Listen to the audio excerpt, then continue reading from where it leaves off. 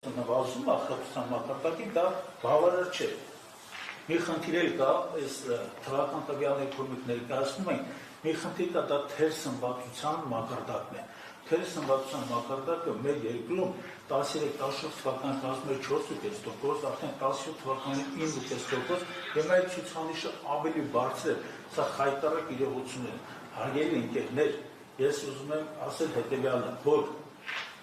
սրանք թվեր են ընդհանրապես, բայց սրանք թվեր են անտարբերության մասին, սա ուրացման մասին թվեր են, եւ այն քաղաքական վարչակազմը, որ Հայաստանում ներկայումս աշխատում է, նա մեր 502,000 թոշակ եւ նպաստ ասող քաղաքացիներին պարզապես մոռացել է, ուրացում է եւ դա է կապված մենք հավանաբար այսօր կներկայացնենք մեր առաջարկները եւ կարծում եմ կհամոզվենք, որ մեր աշխատանքի հիմնական նպատակը մեր կենսաթոշակառհամար լավ պայմաններ ստեղծելն է, առողջությունը, որպեսզի այդ մարդիկ ունենան, որպեսզի հնարավորություն ունենան եւ որպեսզի ծառայությունները լիարժեք երկրում, որոնք կան նրանք